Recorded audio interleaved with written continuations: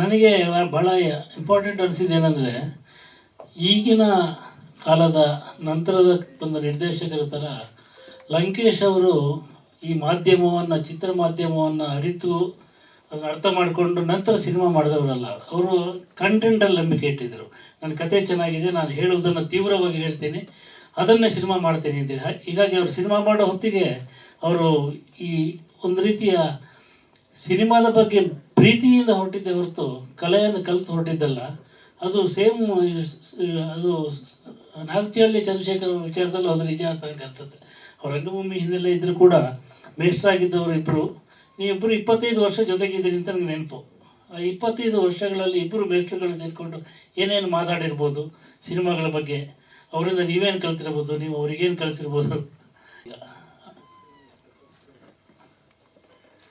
ಮೊದಲಿಗೆ ನಮ್ಮ ನಾಯಕ ನಟ ಉದಯೋನ್ಮುಖ ಸಮರ್ಜಿತ್ಗೆ, ಸಾನ್ಯಾಗೆ ಪ್ರೀತಿಯ ಶುಭಾಶಯಗಳು, ಅಭಿನಂದನೆಗಳು. ತಾವೆಲ್ಲ ಬಲ್ಲ ಹಾಗೆ ನಾನು ಅನೇಕ ಕಲಾವಿದರನ್ನು ಪರಿಚಯಿಸುವುದರಲ್ಲಿ ತುಂಬ ಉತ್ಸಾಹದಿಂದ ನನ್ನ ಮಿತಿಯಲ್ಲಿ ಅನೇಕರನ್ನು ಪರಿಚಯಿಸಿದ್ದೇನೆ. ಧ್ಯಾನ್, ದೀಪಾಲಿ, ರಘು ಮುಖರ್ಜಿ, ಮಿನಲ್ ಪಟೇಲ್, ಅಥವಾ ಟೆಕ್ನಿಷಿಯನ್ಸ್ ಆಗಿ ಮನೋಮೂರ್ತಿ ಅವರು, ಕಾರಿಬಸವಯ್ಯ, ಈ ಥರ ಅನೇಕರು ನನ್ನ ಮೇಷ್ಟ್ರ ಬುದ್ಧಿನಲ್ಲಿ ಎಷ್ಟು ಸಾಧ್ಯವೋ ಅಷ್ಟು, ಎಲ್ಲಿ ಶಿವರಾಮ ಅವರು ಎಲ್ಲಿ ಸಾಧ್ಯವೋ ಅಲ್ಲಿ ತಂತ್ರಜ್ಞರು ಕಲಾವಿದರನ್ನ ಒಂದು ಸಿನಿಮಾದಿಂದ ಒಬ್ಬರೋ ಇಬ್ಬರು ಇರಬೇಕು, ಹೊಸಬರು ಫಸ್ಟ್ ಟೈಮ್ ಒಂದು ಪ್ಲಾಟ್ಫಾರ್ಮ್ ಕ್ರಿಯೇಟ್ ಮಾಡಿಕೊಡ್ಬೇಕು ಅಂತ. ಅದು ನನಗೆ ಬಂದದ್ದು ನನ್ನ ಟೀಚಿಂಗ್ ಪ್ರೊಫೆಷನ್ನಿಂದ. ಅಂದರೆ ಕ್ಲಾಸ್ ರೂಮ್ದಲ್ಲಿ ನಾವು ತುಂಬ ವಿದ್ಯಾರ್ಥಿಗಳನ್ನ ನೋಡ್ತಿರ್ತೀವಿ, ಒಂದು ರೀತಿಲಿ ನದಿ ದಂಡೆಯಲ್ಲಿದ್ದ ಮರದ ಹಾಗೆ ಎಷ್ಟೋ ಪ್ರವಾಹದ ಹಾಗೆ ಪ್ರತಿ ವರ್ಷ ಹೋಗ್ತಿರ್ತಾರೆ.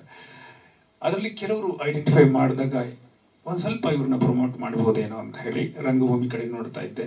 ಆಡಿಷನ್ ಮಾಡ್ತಿದ್ವಿ. ನನ್ನ ಪ್ರೀತಿಯ ಹುಡುಗಿ ಮಾಡುವಾಗಲಂತೂ free walk in interview conduct ಮಾಡಿ ಮೈಸೂರು, ಬೆಂಗಳೂರು, ದಾವಣಗೆರೆಯಲ್ಲೆಲ್ಲ ಮಾಡಿದ್ವಿ. ಆ ಥರದ್ದು ತುಂಬ ಶಾಲೆಗಳಿರಲಿಲ್ಲ ಆಗ, ಅಥವಾ ಯೂಟ್ಯೂಬ್ನಲ್ಲಿ ಪರಿಚಯ ಮಾಡ್ಕೊಳ್ಳಿಕ್ಕೆ ಸೋಷಿಯಲ್ ಮೀಡಿಯಾ ಇರಲಿಲ್ಲ ಇತ್ಯಾದಿ. ಆ ದೃಷ್ಟಿನಲ್ಲಿ ಇವತ್ತು ಕನ್ನಡ ಚಿತ್ರರಂಗಕ್ಕೆ ಇಂಥ ನಾಯಕ ನಟರ ಅವಶ್ಯಕತೆ ಇದೆ. ಯಾಕೆಂದರೆ ಈ ಹೊಸಬರು ಬರಬೇಕು. ಬಂದಾಗ ಒಂದು ಚಿತ್ರರಂಗ ಒಂದು ಸ್ಥಗಿತಗೊಂಡಂಥದ್ದು, ಒಂದು ಕ್ಲೀಶೆ, ಒಂದು ಫಾರ್ಮುಲಾ, ಇದು ನಾಯಕ ನಟರ ವಿರುದ್ಧ ಅಂತಲ್ಲ. ಅವ್ರು ಬೇಕು, ಅವ್ರ ಹೌಸ್ಫುಲ್ ಬೋರ್ಡ್ಗೆ ದೊಡ್ಡ ದೊಡ್ಡ ತಾರೆಗಳು ಬೇಕು. ಅದ್ರ ಜೊತೆಗೆ ಹೊಸಬರು ಬರಬೇಕು. ಆಗ ಸಿನಿಮಾದ ಕಲರ್ ಚೇಂಜ್ ಆಗುತ್ತೆ, ಬಣ್ಣ ಬದಲಾಗತ್ತೆ. ಅದರೊಳಗೆ ಈ ಥರ ಟ್ರೈಂಡ್ ಆಗಿ ಬಂದ್ರಂತೂ ತುಂಬ ತುಂಬ ಆ ಥರದ ಸಾಧ್ಯತೆಗಳಿದೆ. ಹಾಗಾಗಿ ಮೊದಲಿಗೆ ನಾನು ಇವತ್ತು ಬಂದಿರುವಂತಹ ಪ್ರಧಾನವಾದ ಉದ್ದೇಶ ನಮಗೆಲ್ಲ ಕನ್ನಡ ಚಿತ್ರರಂಗಕ್ಕೆ ಇವ್ರನ್ನ, ಈ ಕಿರಿಯರನ್ನ ಪ್ರೀತಿ ಅಭಿಮಾನದಿಂದ ಬರಮಾಡ್ಕೊಳ್ಳೋದು. ಕಾರಣ ಅವರ ಹಿಂದೆ ಇರ್ತಕ್ಕಂಥದ್ದು.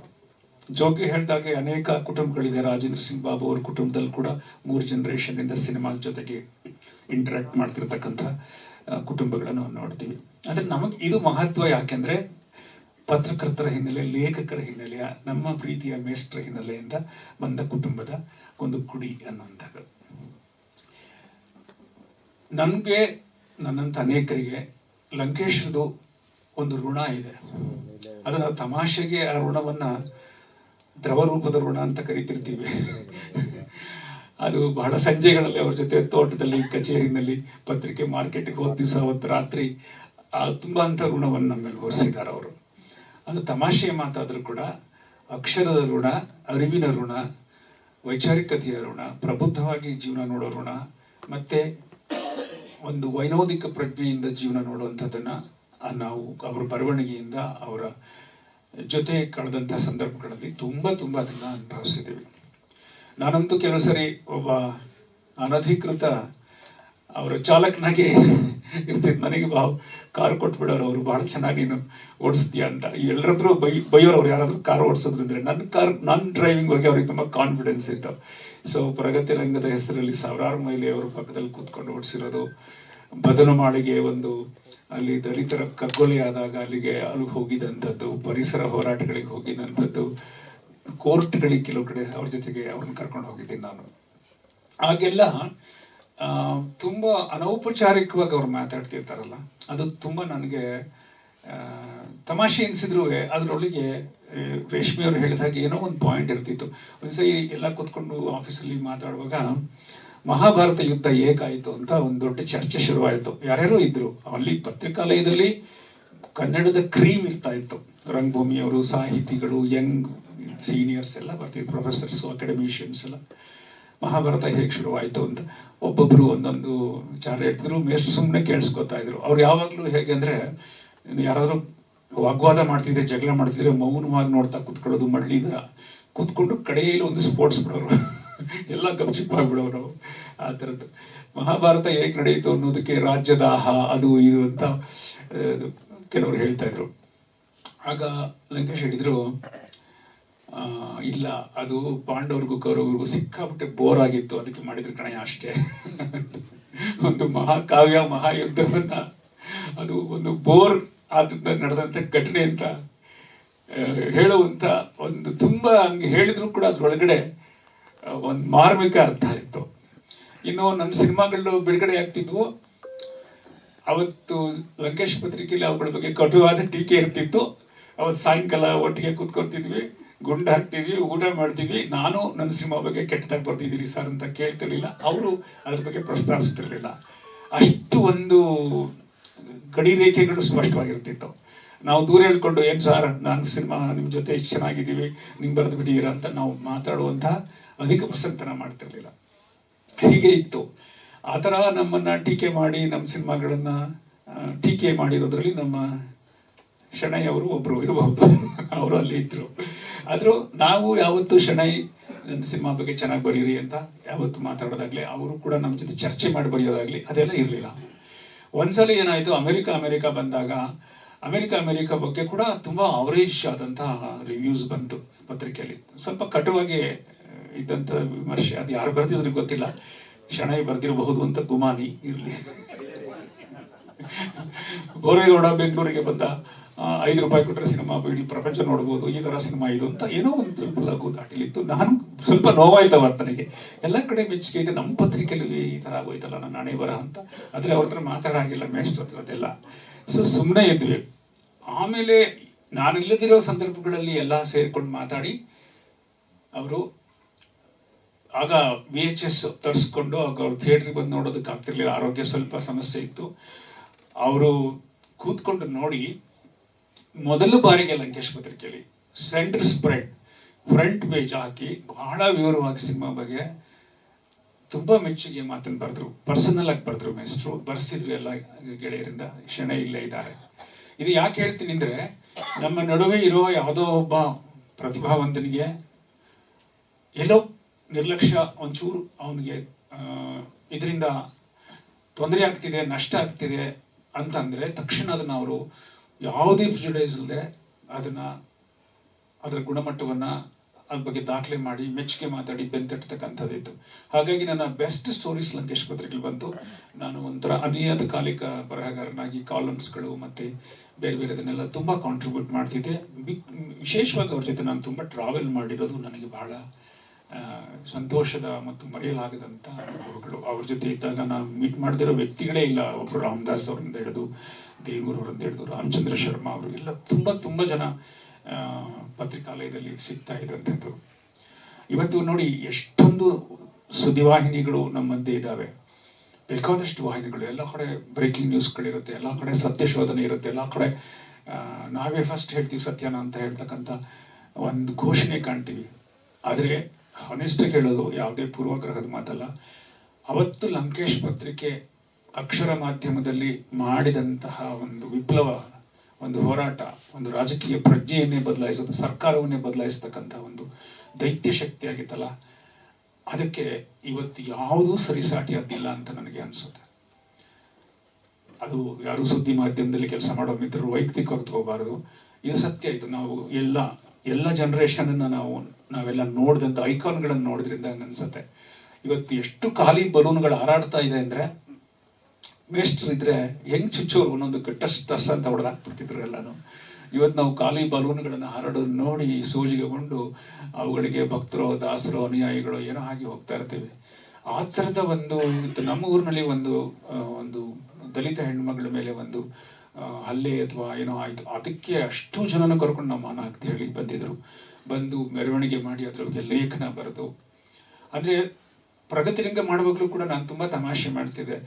ಸರ್ ಈ ಕಿಟ್ಟಲ್ಲ ಸರ್, ಇದು ಗೆಲ್ಲಲ್ಲ ನೀವು, ಯಾಕೆ ಅಂತೀಯ ನೀನು ಅಂತ. ಇಲ್ಲ ಸರ್, ನೀವು ಖಂಡಿತ ರಾಜಕೀಯದಲ್ಲಿ ಯಶಸ್ಸಕ್ಕಾಗಲ್ಲ ನೀವು ಅಂತ. ನಾನು ಆ ಥರ ತಮಾಷೆ ಮಾತಾಡ್ತಾ ಅವ್ರನ್ನ ಕುಟುಕ್ತಾ ಇದ್ದೆ. ಅದಕ್ಕೆ ಅವ್ರು ಹೇಳ್ತಾ ಇದ್ರು, ಯಾಕೆ ಲೇಖಕ ಆದವನು ಬರೀ ಪತ್ರಿಕೆ ಮಾಡಿಕೊಂಡು ಒಂದು ಸೇಫ್ ಝೋನ್ನಲ್ಲಿ AC ಹಾಲಲ್ಲಿ ಕೂತ್ಕೊಂಡ್ಬಿಟ್ಟು ಪತ್ರಿಕಾಲಯದಲ್ಲಿ ಕೂತ್ಕೊಂಡ್ಬಿಟ್ಟು ಅಲ್ಲ, ಫೀಲ್ಡ್ ವರ್ಕ್ ಹೋಗಬೇಕು, ಬದಲಾವಣೆಯಲ್ಲಿ ನಂಬಿಕೆ ಇಟ್ಕೋಬೇಕು ಆಗುತ್ತೆ ಅಂತ ಹೇಳಿ. ಇಲ್ಲ ಸರ್, ನಿಮಗೆ ಬಹಳ ಉದ್ದವಾದ ಕೈಗಳಿಲ್ಲ, ಜನರನ್ನು ತಪ್ಪಿಕೊಳ್ಳುವಷ್ಟು ಉದ್ದವಾದ ಕೈಗಳಿಲ್ಲ, ನೀವು ಬಹಳ ಮೂಡಿ, ಮನೆ ಮುಂದೆ 10 ಜನ ನಿಂತರೆ ಓಡ್ಸ ಯಾರೇ ಅವ್ರ ಶನಿಗಳು ಬಂದಿದ್ದಾರೆ ಅಂತ ಅಂತಿದ್ರಿ. ರಾಜಕಾರಣ ಅಂದರೆ ಮಧ್ಯರಾತ್ರಿ 2 ಗಂಟೆಗೆ ಅವ್ನ ಮನೆ ಮುಂದೆ 100 ಜನ ನಿಂತಿದ್ರೆ ಅದು ಅವ್ನ ರಾಜಕಾರಣಿ ಅಂತ. ನಮಗೆಲ್ಲ ಮೂಡ್ಗಳಿರುತ್ತೆ, ಮತ್ತೆ ಗೌಪ್ಯತೆ ಬೇಕಾಗುತ್ತೆ, ಏಕಾಂತ ಇಷ್ಟಪಡ್ತೀವಿ, ನಮ್ಮ ಪಾಡಿಗೆ ನಾವಿರೋದು ಇಷ್ಟಪಡ್ತೀವಿ, ಎಲ್ಲೋ ಹೋಗ್ಬೇಕು ಅನ್ಸುತ್ತೆ. ಅದು ಲೇಖಕನ ಮನೋವೃತ್ತಿ, ಅದು ನಿಮ್ಮ ಕೈಲಿ ಆಗಲ್ಲ ಸರ್ ಅಂತ. ಆದರೆ ಅದು ಪತ್ರಿಕಾಲಯದಲ್ಲಿ ತುಂಬ ದೊಡ್ಡ ಜೋಕ್ಗಳಿತ್ತು. ಲಂಕೇಶ್ರು ಮುಖ್ಯಮಂತ್ರಿ ಆದಾಗೆ ರವೀಂದ್ರ ರೇಷ್ಮೆ ಅವರಿಗೆ ಗ್ಯಾರಂಟಿ ರೇಷ್ಮೆ ಇಲಾಖೆನೇ ಕೊಡ್ತಾರೆ, ಈ ಥರ ಎಲ್ಲ ನಾವು ರೇಗಿಸ್ತಾ ಇದ್ವಿ. ಅದಿರಲಿ, ಅದು ಒಂದು ಇಂಟ್ರೆಸ್ಟಿಂಗ್ ಟೈಮ್ ಅಂತ ಒಬ್ಬ ಜರ್ನಲಿಸ್ಟು ರಾಜಕೀಯವನ್ನು ಟ್ರೈ ಮಾಡಿದ್ರು. ಆಮೇಲೆ ಅಜಿತ್ ಬಗ್ಗೆ ಹೇಳ್ತಿದ್ರು ನನಗೆ, ಅವನಿಗೆ ಸಿನಿಮಾದಲ್ಲಿ ಆಸಕ್ತಿ ಇದೆ, ನೋಡು ಗಮನಿಸು ಅಂತ ಹೇಳಿ. ಫಸ್ಟ್ ಸಿನಿಮಾ ತುಂಟಾಟ ಮಾಡಿದಾಗ ನಮ್ಮ ಮನೇಲಿ ಅದ್ರದ್ದು ಕಂಪ್ಲೀಟ್ ಸ್ಕ್ರಿಪ್ಟ್ ರೀಡಿಂಗ್ ಇಟ್ಕೊಂಡು ಅದು ಬಹುಶಃ ಒಂದು ಹಾಡು ಬರದೆ ಅಂತ ಅನ್ಸುತ್ತೆ. ಸೊ ನನ್ನ ಛಾಯಾಗ್ರಾಹಕರು KK ಅಂತ ಇದ್ರು, ಅವ್ರನ್ನ ಪರಿಚಯ ಮಾಡಿಕೊಟ್ಟು ದೆನ್ ಈ ಲೆಫ್ಟ್ ಫಾರ್ ಬ್ಯಾಂಕಾಕ್ ಎಲ್ಲ ಹೋಗಿ ಆ ಚಿತ್ರ ಮಾಡಿದ್ರು. ಯಾಕಿದ್ರೆ ಹೇಳ್ತೀನಿ ಅಂತಂದ್ರೆ, ಅನಂತರ ನಾನು ಇವರು ಸಾಕಷ್ಟು ಜಗಳ ಮಾಡಿದ್ದೀವಿ, ಅದು ಬೇರೆ ವಿಷಯ, ಅದು ಸರಿ ಹೋಗಿದೆ. ಈಗ ಜಗಳ ಮಾಡದೇ ಇದ್ರೆ ಲಂಕೇಶ್ ಪರಂಪರೆಗೆ ಅನ್ಯಾಯ ಆದಂಗೆ ಆಗುತ್ತೆ. ಅದು ಲಂಕೇಶ್ ಮುಂದಿನ ಜನರೇಷನ್ನಲ್ಲೂ ಆ ಜಗಳ ಮುಂದುವರಿಬೇಕು ಅನ್ನೋ ಕಾರಣಕ್ಕೆ ನನಗೂ ಇವ್ರಿಗೂ ಒಂದಷ್ಟು ಕಾನ್ಫ್ಲಿಕ್ಟ್ಸ್ ಆಯಿತು. ಅದೇನೂ ಇರಲಿ, ಅದು ಆ ಕಹಿ ಯಾವುದೂ ನನಗಿಲ್ಲ. ನಾನು ಈ ಸಂದರ್ಭದಲ್ಲಿ ಹೇಳಕ್ಕೆ ಇಷ್ಟಪಡುವಂಥದ್ದು, ಇದುವರೆಗೆ ಮಾತ್ರ ನಿಮ್ಮ ತಂದೆ ಏನೇನೋ ನಿಮಗೆ ಮಾಡಿದ್ದಾರೆ, ಈ ತಂದೆ ಅಥವಾ ತಾತ ಕುಟುಂಬ, ನಿಮ್ಮ ಮನೆಯಲ್ಲಿರ್ತಕ್ಕಂಥ ಕವಿತಾ ಅವರು ಎಲ್ಲ ಬಿಟ್ಟು ಸರ್ ಹೇಳಿದಾಗೆ you have to internalise yourself. ಆ್ಯಕ್ಟಿಂಗ್ನ ಒಳಗೆ ತಗೊಂಡು ಅದರಿಂದ ಬೇರೆ ಥರದ ಪಾತ್ರಗಳು ಮತ್ತು ಕಮರ್ಷಿಯಲ್ ಗ್ರಾಮರ್ನ ಇಟ್ಕೊಂಡೇನೆ ಅದು. ಯಾಕಂದರೆ ಜನಪ್ರಿಯತೆ ಬಗ್ಗೆ ವಾಕ್ರಿಕೆ ಬೇಡ. ತುಂಬ ಜನ ಜನಪ್ರಿಯತೆಯನ್ನು ದ್ವೇಷಿಸುವಾಗ ಮಾತನಾಡ್ತಾರೆ, ಒಳಗಡೆ ಪ್ರೀತಿಸ್ತಿರ್ತಾರೆ. ನಾವೆಲ್ಲ ಜನಪ್ರಿಯ ಲೇಖಕರು ಅನ್ನೋ ಕಾರಣಕ್ಕೆ ನಮ್ಗೆ ಅನೇಕ ಥರದ ತೊಂದರೆಗಳು, ನಷ್ಟಗಳಾಗಿದೆ. ಡೋಂಟ್ ಕೇರ್, ಬಿ ಪಾಪ್ಯುಲರ್ ಆಗೋ ಸುಲಭ ಅಲ್ಲ ಅಷ್ಟು. ಎಲ್ಲರೂ ಜನಪ್ರಿಯವಾಗಿ ಲಂಕೇಶ್ ಪತ್ರಿಕೆ 1 ಲಕ್ಷ ಸರ್ಕ್ಯುಲೇಷನ್ ಮುಟ್ಟಬೇಕು ಅಂತಂದರೆ ಆ ಪತ್ರಿಕೆ ಮಂಗಳವಾರ ಬರುತ್ತೆ ಮಾರ್ಕೆಟ್ಗೆ ಅಂದರೆ ಕಾಯ್ತಾ ನಿಂತಿದ್ದೀವಿ ಎಲ್ಲ ಬಸ್ ಸ್ಟ್ಯಾಂಡ್ಗಳಲ್ಲಿ. That is the strength of a writer. So ಆ ಜನಪ್ರಿಯತೆಯಲ್ಲಿ ಸದೈವ ರುಚಿನ ಕಾಯ್ಕೋಬೇಕು, ಸೋಷಿಯಲ್ ಕನ್ಸರ್ನ್ ಕಾಯ್ಕೋಬೇಕು, ಫ್ಯಾಮಿಲಿ ಆಡಿಯನ್ಸ್ನ ಕಾಯ್ಕೋಬೇಕು. That's what I believe. You must reach class and mass together. Don't ignore class or don't ignore mass. ಮಾಸ್ನಲ್ಲಿರೋಲ್ಲ ದಡ್ಡರು ಏನು ಕೊಟ್ಟರು ನೋಡ್ತಾರೆ ಅನ್ನೋದು ತಪ್ಪು. ಅದು ತಪ್ಪು. ಅಲ್ಲಿ ಕೂಡ ಬೇರೆನೋ ಎಕ್ಸ್ಪೆಕ್ಟ್ ಮಾಡ್ತಿರ್ತಾರೆ ಬದಲಾವಣೆಗಳನ್ನು. ಆದ್ದರಿಂದ ಈ ಒಂದು ಸುವರ್ಣ ಮಾಧ್ಯಮ ಇದೆಯಲ್ಲ, ಎರಡರ ನಡುವಿನ ದಾರಿ, ಅದನ್ನು ಕಂಡ್ಕೋಪ ನೀನು, ಒಳ್ಳೇದಾಗಲಿ. ನೀನು ಆಗಲೇ ಸಿಕ್ಕಿದ್ರೆ ನಾನು ನನ್ನ ಪ್ರೀತಿ ಹುಡುಗಿಯಲ್ಲಿ ನೀನನ್ನೇ ಹೀರೋ ಮಾಡ್ತಿದ್ದೆ. ಈಗ ಅಂತ ಅನೇಕ ಚಿತ್ರಗಳು, ಫ್ರೆಶ್ನೆಸ್ನ ಸಿನಿಮಾಗಳು ಬರಲಿ. ಖಂಡಿತ ಜನ ಒಳ್ಳೆ ಕಂಟೆಂಟ್ ಕೊಟ್ಟರೆ ಜನ ಚಿತ್ರಮಂದಿರಕ್ಕೆ ಬರ್ತಾರೆ, ನೋಡ್ತಾರೆ. ನಾವು ಜನರ ಬಗ್ಗೆ ಏನೇ ಯಾವತ್ತೂ ದೂರ ಹಾಕಿಲ್ಲ. ಸೊ ನಿಮ್ಮ ತಂದೆ ಮಾಡಿದಂಥ ಚಿತ್ರಗಳು ನಿನ್ನ ಎದುರುಗಡೆ ಇದೆ. ಅದನ್ನು ಮೀರಿ ಇನ್ನೂ ಒಳ್ಳೊಳ್ಳೆಯ ಚಿತ್ರಗಳನ್ನು ನೀನು ಮಾಡುವಂಥವಾಗಲಿ ಅಂತ ಆಶಿಸಿ, ಮತ್ತು ಪತ್ರಿಕಾ ಮಾಧ್ಯಮದ ಕಿರಿಯರಿಗೆಲ್ಲ, ಈ ಕಿರಿಯ ಕಲಾವಿದರಿಗೆ ನಿಮ್ಮ ಆಶೀರ್ವಾದ ಇರಲಿ, ಪ್ರೋತ್ಸಾಹ ಇರಲಿ ಅಂತ ಕೇಳಿಕೊಂಡು ನಾನು ಮಾತು ಮುಗಿಸ್ತೇನೆ.